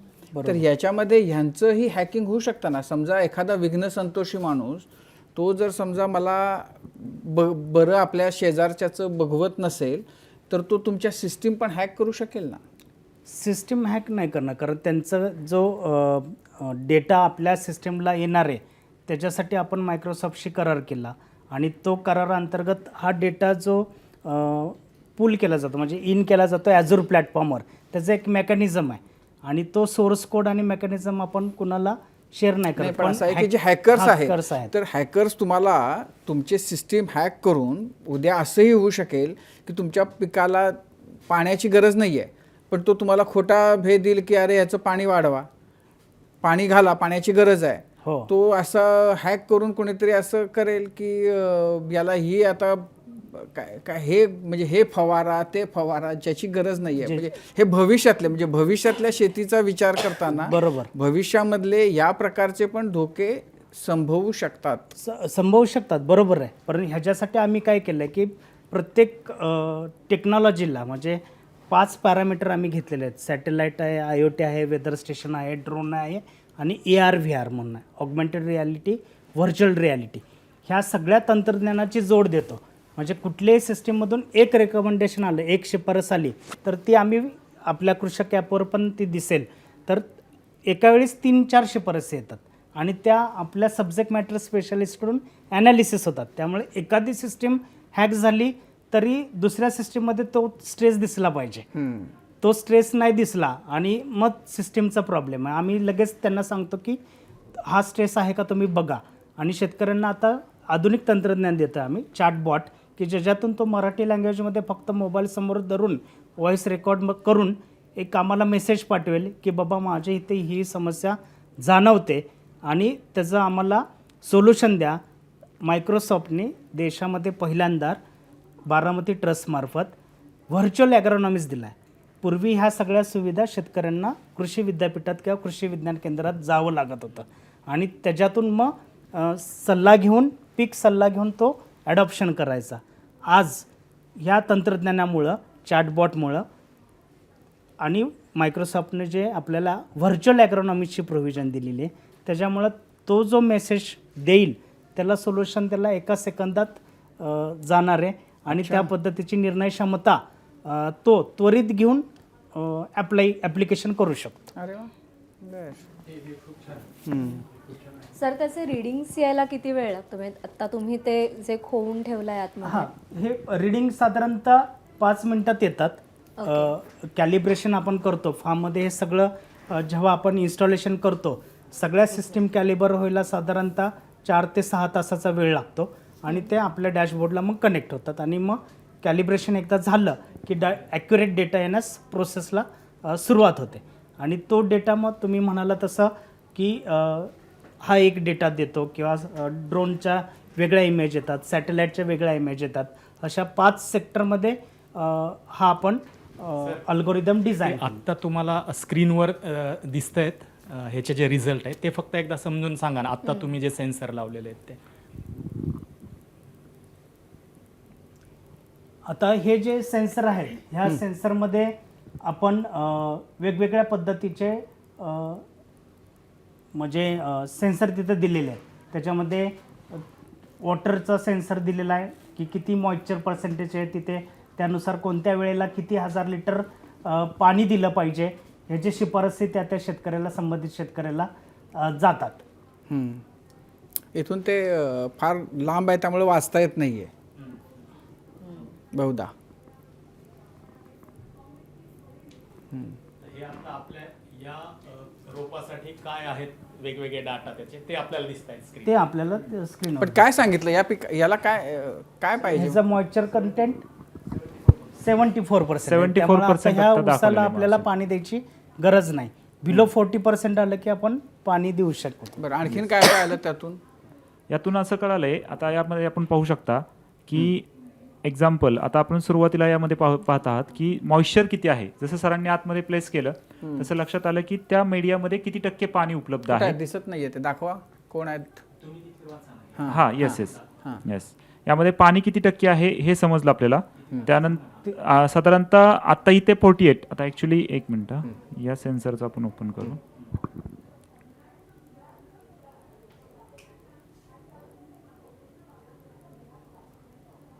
जस्ट अ मिनिट, आपण जो सेन्सर आता तिथे लावलेला आहे त्या सेन्सरवरती जाऊया. येस, आता हा सेन्सर आहे जिथं आपण आता प्लेस केलाय. तर हा डॅशबोर्ड फार्मर शेतकऱ्यांना दिसतो. आपण यामध्ये पाहत आहात की आता स्टेज कोणती आहे ते त्यांनी स्टेज दाखवलेली आहे. स्प्राउटिंग स्टेज आहे त्या ऊसाची. आता ती स्टेज त्यांनी करंट स्टेज दाखवलेली, म्हणजे आता पिकाची अवस्था कोणती तो तिथे दाखवतोय. त्यानंतर पुढील अवस्था कोणती आहे, लीफ डेव्हलपमेंट, तोही तिथे दाखवतोय. यानंतर असा जो बॉक्स यामध्ये पाहतोय, जसं आपण शेतकरी क्लिक करतात यावरती त्यावेळेस त्यांना पाहायला मिळते की आता याच्यामध्ये किती टक्के पाणी आहे. तर आपण पाहू शकतो की आता ऑलमोस्ट हा जो सेन्सर दाखवतोय ऑलमोस्ट 100% मॅक्झिमम. आता तो सेन्सर डिस्टर्ब झालेला असतो, पण आता जस्ट 74% वॉटर तिथं प्रेझेंट होतं. तर तो त्या ठिकाणी आपल्याला दाखवलं मिनिमम मॅक्झिमम दाखवतो. जर ड्राय असेल तरी आपल्याला ती व्हॅल्यू कळते की आता सध्या ड्राय आहे. त्यानंतर त्या मीडियामधलं टेम्परेचर काय आहे त्याचीही तो रेंज देतोय. साधारणतः आता 27 मिनिमम टेम्परेचर 21 आहे आणि मॅक्झिमम टेम्परेचर 27 आहे. तसंच तिथेच आपल्याला मीडियामध्ये ह्युमिडिटी किती आहे, म्हणजे आर्द्रता किती आहे हेही आपल्याला यामध्ये समजतंय. तर त्या मीडियामधली आर्द्रता आता साधारणतः मिनिमम 21 आहे, कमीत कमी आणि जास्तीत जास्त 27 आहे. त्यानंतर तिथंच पानावरती ओलावा आहे का, तर तोही आता इथं या ठिकाणी दाखवतोय. आता पानावरती कुठल्याही प्रकारचा ओलावा नाहीये. त्यानंतर पाऊस, आता आपण हे ॲक्च्युली फील्डमध्ये सेन्सर ज्यावेळेस प्लेस करतो वेदर स्टेशन, त्यावेळेस मग पाऊस आत्ता पडणार आहे का पुढील 7 तासात, 14 तासात, 48 तासात, 72 तासात, पुढील 3 दिवसात, पुढील 7 दिवसात, आणि आपण तशा पद्धतीची ॲक्युरेसी देत असतो. म्हणजे पुढील साधारणतः 48 तासातली ॲक्युरेसी आपली अतिशय उत्तम येते. म्हणजे 90% जास्त आपली ॲक्युरेसी मिळते. म्हणजे शेतकऱ्यांना योग्य अलर्ट आपण देतो. त्यानंतर सरांनी आत्ताच उल्लेख केला, अतिशय विस्तृतपणे VPD वरती मार्गदर्शन केलं सरांनी. तर आता आपण या ठिकाणी पाहू शकता या मीडियाचा जो त्या एन्व्हायरमेंटला VPD आहे, म्हणजेच थोडक्यात की या ठिकाणी आत्ता जर शेतकऱ्यांनी त्या बाउलमध्ये खत दिलं तर त्या ऊसाच्या मुळ्या ते खत घेऊ शकतात. ही रेंज तिथं दाखवते 1.8. सरांनी जी आपल्याला 1 ते 2च्या दरम्यान सांगितली तर ती 1 ते 2च्या दरम्यान आहे. त्यामुळे आत्ता खत जर त्या बाउलला दिलं आपण किंवा त्या ऊसाच्या प्लॉटला दिलं तर ते खत त्या पिकाला घेता येऊ शकतं. त्यानंतर पुढील आता साधारणतः युहापो ट्रान्सफॉर्मेशन म्हणजेच काय की किती पाणी त्या झाडातून परावर्तित होतंय, म्हणजे त्या पानांमधून पाणी किती निघून जाते, बाष्पीभवन ज्याला आपण म्हणतो, किंवा मातीतून पाणी किती निघून जाते, हा पण आपण इथं शेतकऱ्यांना माहिती देतो. आणि सगळ्यात विशेष बाब म्हणजे यामध्ये आपण पाहू शकता की पुढच्या साधारणतः फोरकास्ट पण करतो, पुढील 8 दिवसात बाष्पीभवन कसं असणार आहे, त्यामुळे पाण्याची गरज किती लागणार आहे पिकाला, याची मदत खूप मोठ्या प्रमाणात आपल्याला होते. आणि त्यानंतर मगाशी सरांनी एक गोष्ट नमूदपणे केली की आता समजा मला त्या प्लॉटला फवारणी करायची, ऊसाच्या प्लॉटला मला फवारणी करायची. शेतकऱ्यांना आजपर्यंत हेच आपण सांगतो किंवा माहीत आहे की सकाळी किंवा संध्याकाळी फवारणी करा. पण आता हे AIचं युग आहे आणि यामध्ये असं सांगता येते की फवारणीसाठी सकाळ आणि संध्याकाळ नाही, त्यासाठी आपण असं एक घटक निवडलेला आहे, त्याला आपण डेल्टा T म्हणतो. आणि डेल्टा T मधून शेतकऱ्यांना इथं समजतं, मोबाईल ओपन केला की माझी आत्ताची फवारणीची योग्य वेळ आहे का, किंवा पुढील 8 तासात किंवा पुढील 10 तासामध्ये मला फवारणीसाठी कोणती योग्य वेळ आहे ती यामधून मला समजते. तर इथं आपण दाखवतोय की आत्ता फवारणी केली, आता त्यामध्ये 3 कंडिशन असतात. आत्ता फवारणीसाठी योग्य वेळ नाही असा स्पष्ट शेतकऱ्यांना मेसेज येतो. दुसरा मेसेज येतो की फवारणी करा पण काही रिस्क दिसते असं, आणि त्यानंतर फवारणीसाठी योग्य वेळ आहे. असे 3 प्रकारचे विश्लेषण यामध्ये पाहायला मिळतात. जर जिथं रेड अलर्ट आहे तिथं फवारणी करायचीच नाही, आणि जर जिथं आपल्याला असं येलो अलर्ट असेल तिथं तुम्ही रिस्क घेऊन फवारणी करू शकता. तर अशा प्रकारे ही सर्व माहिती आपल्याला शेतकऱ्यांना मिळते. एकच प्रश्न फक्त, आता त्यांनी सांगत असताना आधी 70% पाण्याचं पर्सेंटेज आलं आणि त्यानंतर तो सेन्सर डिस्टर्ब झाल्यानंतर 100% पर्सेंटेज त्याच्यामध्ये दिसलं. आता जरी सिस्टीममध्ये काही प्रॉब्लेम नसेल तरी कदाचित असं होऊ शकतं की या यंत्राजवळून एखादा उंदीर गेला किंवा एखादा साप सरपटत गेला आणि तो सेन्सर डिस्टर्ब झाला, तर हे रिडिंग्स असे बदलू शकतात. हे डिस्टर्ब झालं की आपल्याला अलर्ट येतो की तो किंवा एखादं जाळं केलं कीटकांनी, असे अनुभव आले. बरोबर प्रश्न आहे तुमचा की त्या सेन्सरला रिझल्ट द्यायला काही अडचण आली तर त्याच्या रिलेटेड लगेच अलर्ट आमच्या सिस्टीमला येतात आणि आम्ही मग त्या शेतकऱ्यांना गाईड करतो की तुम्ही ते परत प्लेस करा. अच्छा. सर हे सगळं संशोधन करताना म्हणजे आता ज्यांच्याजवळ या सिस्टम्स नाही अशा शेतकऱ्यांकडनं कॉमनली होणाऱ्या चुका कुठल्या दिसल्या तुम्हाला, ज्या की म्हणजे हे AI तंत्रज्ञानावर आधारित तर करू शेती, तुमच्याशी संपर्क साधू, पण जनरली ज्या चुका तुम्हाला दिसतात आहेत? पारंपरिक शेती पद्धतीमध्ये शेतकरी अति पाण्याचा वापर करत आहेत किंवा अति खतांचा वापर करत आहेत. प्रोडक्शन जास्त येण्यासाठी इनपुट कॉस्ट त्यामुळे वाढत आहेत. जमिनीचा पोत किंवा सॉईलचा जो हेल्थ आहे तो खूप प्रामुख्याने ज्याच्यावर खूप भर दिला पाहिजे आणि क्रॉपचं स्टेज कोणत्या स्टेजला काय रिक्वायरमेंट आहे हे शेतकऱ्यांना माहीत नसतं आणि त्याच्यामुळं कोणत्या वेळी किती पाणी दिलं पाहिजे, कोणत्या वेळी किती खत दिले पाहिजे किंवा हार्वेस्टिंगसाठी जसं आपण म्हणालो की साखर उतारा वाढवण्यासाठी काय नक्की वापर केला पाहिजे, ऊसाचं उत्पादन वाढवण्यासाठी किंवा तुरीचं उत्पादन वाढवण्यासाठी काय केलं पाहिजे. फॉर एक्झाम्पल कांद्याचं उत्पादन जेव्हा आपण वाढवतो तेव्हा सल्फरचं ॲप्लिकेशन कधी करायचं, नायट्रोजनचं ॲप्लिकेशन कमी कधी करायचं. 45 दिवसानंतर जर नायट्रोजनचं ॲप्लिकेशन कमी केलं आणि सल्फरचं वाढवलं तरच त्या कांद्याची गुणवत्ता आणि त्या कांद्याचं प्रोडक्शन वाढणार आहे, त्याची किपिंग क्वालिटी वाढणार आहे. अशा पद्धतीच्या चुका शेतकऱ्यांकडून होतात. हे आपल्याला टाळण्यासाठी त्यांना नॉलेज इनपुट आपण द्यायचं आहे. प्रत्येक शेतकरी असंच करू शकेल असंही नाही.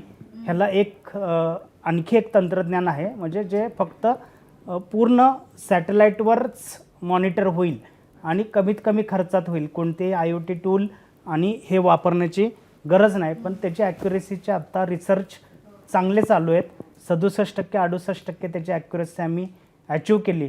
परंतु जेव्हा हे संशोधन आपण बाहेर काढतो तेव्हा 95च्या वर ॲक्युरेसी आली तर आपण ते शेतकऱ्यांना द्यायचं आहे. त्यामुळे आम्ही त्याच्यावर अधिक भर देतो की ॲक्युरेट डाटा म्हणजे जेव्हा सॅटेलाईटकडून मॅपिंग होतं तेव्हा शेकडो किलोमीटरच्या रेंजमध्ये ते मॅप तयार होतात. आम्ही आता असं तंत्रज्ञान घेतलेलं आहे की 1x1 मीटरच्या रिझोल्युशनमध्ये त्यांनी प्लॉट आपल्याला मॅप करून द्यायचा आहे आणि त्या तंत्रज्ञानामुळं आपल्याला ॲक्युरेसी वाढणार आहे. तर आम्ही तो प्रयत्न करतो आहे की कोणतेही हार्डवेअर न लागता सामान्य शेतकरी पण आर्टिफिशियल इंटेलिजन्सचा वापर करण्यासाठी सज्ज होईल का या दिशेने पण आम्ही वाटचाल करत आहोत. सर आता तुम्ही जे सांगताय ते सगळं रोपापासून उभी राहणारी पिकं या सगळ्याबद्दल. पण आपण जर कोकण पट्ट्याचा विचार केला तर तिकडे आंबा, नारळी, पोफळी, काजू या सगळ्याच्या बागा आहेत. बरोबर. जी झाडं पूर्णतः विकसित झालेली आहेत. त्या बागा खूप मोठमोठ्या आहेत. त्याच्यात हे तंत्रज्ञान कसं वापरता येईल? खूप सोपं आहे. त्याच्यामध्ये ॲप्लिकेशन करण्यासाठी आंब्याच्या रिलेटेड जे प्लांटचं फोटोसिंथेसिस आहे, आंब्याला कोणत्या वेळी पाणी पाहिजे आणि खतांची मात्रा काय पाहिजे ह्याच्या शिफारशी फक्त आपल्याला अल्गोरिदममधून द्यायचे आहेत. त्याचंही संशोधन आपण केलं आहे. आपल्या कृषी विज्ञान केंद्रामध्ये ह्या सगळ्या म्हणजे काजू नाही परंतु आंब्याच्या सगळ्या व्हरायटी लावलेल्या आहेत आणि त्याचा अल्गोरिदम तयार केला आहे. 15 जानेवारीला ह्यावर्षी कृषक आहे शेतकऱ्यांना आंब्यावर कोणतं अल्गोरिदम वापरायचं आहे आणि कुठलंही फळबाग असेल, ॲव्हॅकोडोचं आम्ही घेतलेलं आहे, संत्र्याचं घेतलं आहे, मोसंबीचं घेतलेलं आहे, द्राक्षाचं घेतलं आहे, डाळिंबाचं घेतलेलं आहे प्लॉट. शेतकऱ्यांना पर्वणी ठरणार आहे की ह्या सगळं पाहणं, अंमलबजावणीसाठी सज्ज होणं, प्रशिक्षण घेणं आणि अंमलबजावणी करणं. 15 ते 19 जानेवारी दरम्यान ते कृषक या आमच्या आंतरराष्ट्रीय कृषी प्रदर्शनात ते सर्व तंत्रज्ञान ते पाहू शकतात. बरं, आता आपल्याकडं म्हणजे भारतामध्ये ऊस हे राजकीय नगदी पीकसुद्धा आहे. तर त्यामुळे हे इथले तुमचे जे प्रयोग आहेत पण हे आपले शेजारचं राज्य आहेत समजा म्हणजे UP असेल, कर्नाटक असेल, तामिळनाडू असेल म्हणजे इथं ऊस शेती चांगल्या पद्धतीने केली जाते. तर त्यांनी पण या प्रयोगाकडे ते कसं बघतायत किंवा तुम्ही म्हणताय की हा आपल्याकडंच जास्त मोठ्या प्रमाणात पहिल्यांदाच होतो आहे AIचा वापर आणि तो पण ऊस शेतीमध्ये.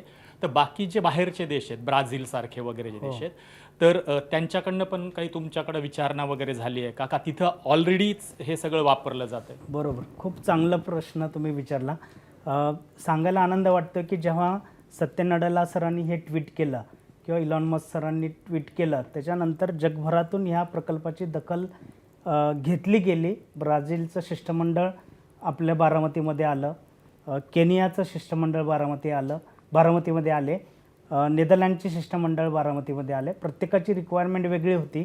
ब्राझीलची ऊसावर होती, नेदरलँडची व्हेजिटेबलवर होती किंवा केनियाची पण ऊसावर होती. अशा पद्धतीची रिक्वायरमेंट आपल्या समोर आलेली आहे.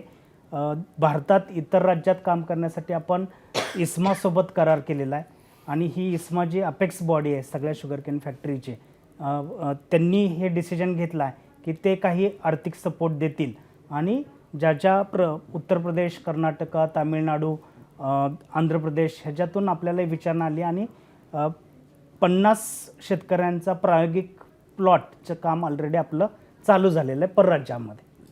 दुसरा थोडा टेक्निकल प्रश्न होता, म्हणजे आपल्या या चर्चेतनंच आलेला की समजा आत्ता जसं मराठवाड्यामध्ये अतिवृष्टी झाली किंवा सांगली कोल्हापूरचा जो मागे काही वर्षांपूर्वी दशकाभरापूर्वी साधारणतः आलेला महापूर होता, तिथं शिरोळमध्ये आजही पोल उभा आहेत आणि पाण्याची पातळी म्हणजे 8-8, 10-10, 15-15 दिवस ऊस ते पाण्याखालीच होते. हो. तर अशी समजा काही परिस्थिती निर्माण झाली, कंटिंजन्सी आली, तर त्याच्यातनं बाहेर लवकर पडता येईल अशा पद्धतीची काही ह्या टेक्नॉलॉजीची मदत होते का?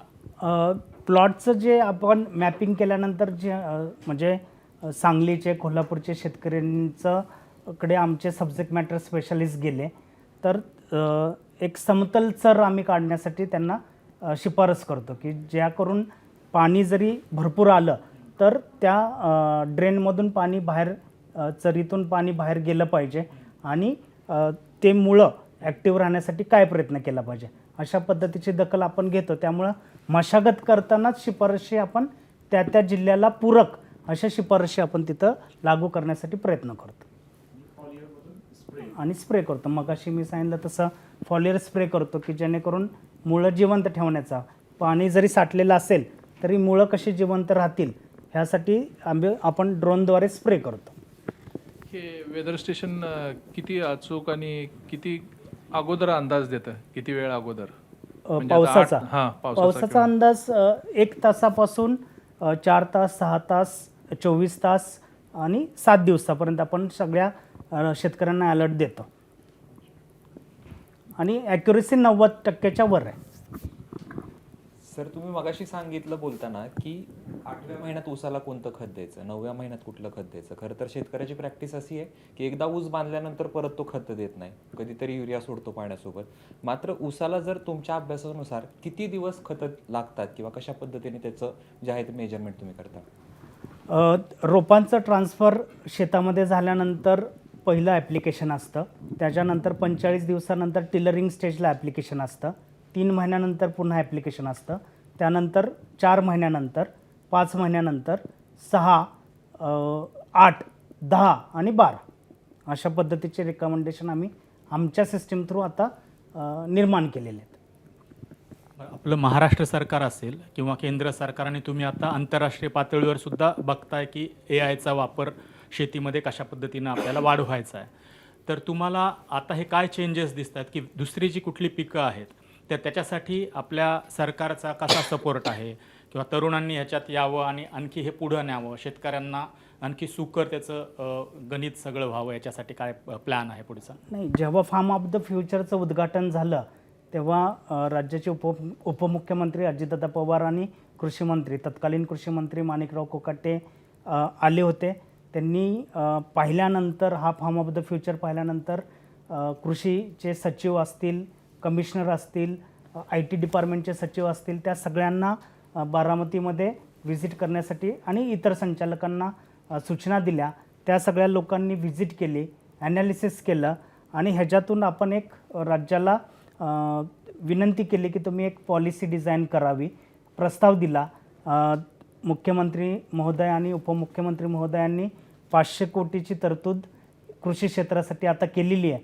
काल परवाच त्याचं आत्ता पोर्टल लॉन्च झालं आहे की जे जे काही स्टार्टअप असतील आणि ज्यांच्याकडे ह्या टेक्नॉलॉजी आणि याच्या रिलेटेड गोष्टी असतील ते त्या पोर्टलवर अप्लाय करू शकतील की जेणेकरून राज्यातील शेतकरी राज्य सरकारच्या मदतीनं ह्या आर्टिफिशियल इंटेलिजन्सचा वापर त्यांच्या प्रक्षेत्रावर करण्यासाठीचं नियोजन राज्य सरकारनेही हाती घेतलेलं आहे.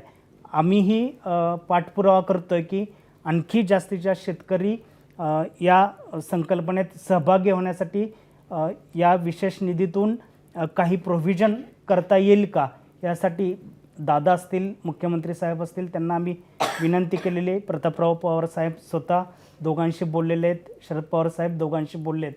आता आम्ही वाट पाहतो की तोही निर्णय जर राज्य सरकारने लवकर घेतला तर आपण अधिक जोमानं आपल्याला जे संशोधन आत्ता साध्य केलं आहे ते शेतकऱ्यांपर्यंत पोचवता येईल.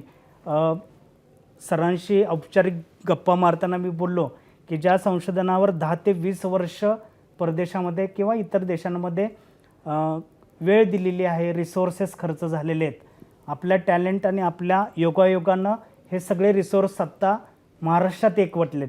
जास्तीत जास्त शेतकऱ्यांपर्यंत हा फायदा ह्या रिसोर्सचा देण्यासाठी एक चांगले आराखडा, कृती आराखडा योजना आपण आणण्यासाठी प्रयत्न करतो आहे की जेणेकरून महाराष्ट्र हा देशातील अग्रेसर राज्य असलं पाहिजे की जे AIवर आधारित कृषी प्रणाली विकसित करण्यासाठी प्रयत्न करेल.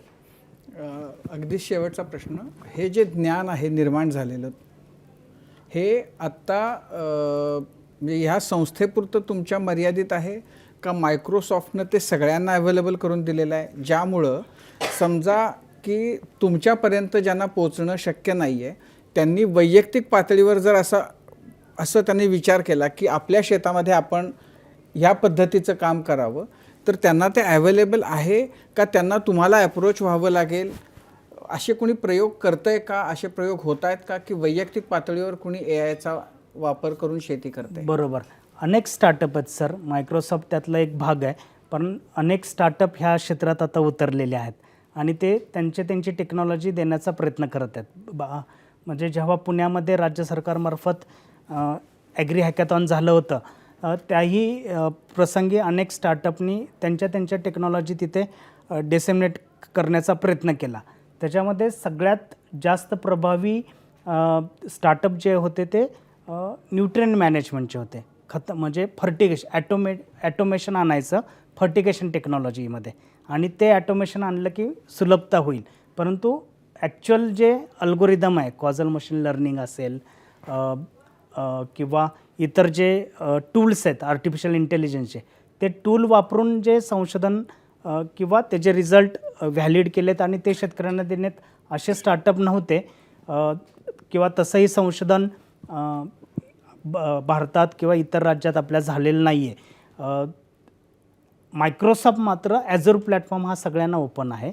जर एखादा स्वतः डिव्होटेड व्यक्ती असेल आणि त्याला त्याच्या शेतामध्ये ते वापरायचं आहे, तर तो त्याची शेती ॲझूर प्लॅटफॉर्मवर घेऊ शकतो. ॲझूर प्लॅटफॉर्मवर तो डेटा प्रोसेस करू शकतो. परंतु जे डोमेन एक्सपर्ट आहेत, जे आपले कृषी विज्ञान केंद्राचे, ॲग्रिकल्चर कॉलेज बारामतीचे किंवा हे ऑक्सफर्डचे, ते डोमेन एक्सपर्टचं व्हॅलिडेशन त्यांना मिळणार नाही. एवढीच मर्यादा येईल. करू शकतो का? तो करू शकतो, कारण अनेक ओपन सोर्सेस आहेत आत्ता जगात अवेलेबल की जे आत्ता युवक वापरतात आणि त्या पद्धतीनं शेती करण्याचा प्रयत्न करत आहेत. काही दिवसांपूर्वी शेतकरी कवी इंद्रजित भालेराव कट्ट्यावर आले होते आणि इथूनच त्यांनी शेतकऱ्यांना कानमंत्र दिला होता की शिक बाबा शिक, लढायला शिक, कुणब्याच्या पोरा आता लढायला शिक. लढा शेतकऱ्यांना द्यायचाच आहे, पण सध्या मातीला मतीची म्हणजे कृत्रिम बुद्धिमत्तेची जोड देऊन तुम्ही शिक बाबा शिक, कसायला शिक, AIच्या मदतीने कसायला शिक, असं शेतकऱ्यांना सांगताय. AI तंत्रज्ञान शेताच्या मातीत रुजणं आणि त्यातून जे तुमचं स्वप्न आहे ते फुलणं हा एक खूप मोठा टप्पा आहे, पण तो टप्पा लवकरात लवकर सत्यात उतरेल अशी अपेक्षा व्यक्त करते. तुम्हाला आणि तुमच्या संस्थेला मनापासून शुभेच्छा. आज कट्ट्यावर आलात त्याबद्दल आभार. खूप खूप आभार आहे तुमचे सर, खूप खूप आभार. आणि यासोबतच शारंगधर सुखसारक वटीसह प्रस्तुत माझा Katta, powered by Chitale butter, bank of Maharashtra, Chandukaka Saraf jewels, Barva skin therapy, Sonai पशु आहार आणि केसरी टूर्स या विशेष कार्यक्रमात आत्ता इथेच थांबूया. प्रत्येक बातमीच्या अपडेटसाठी पाहत रहा ABP माझा.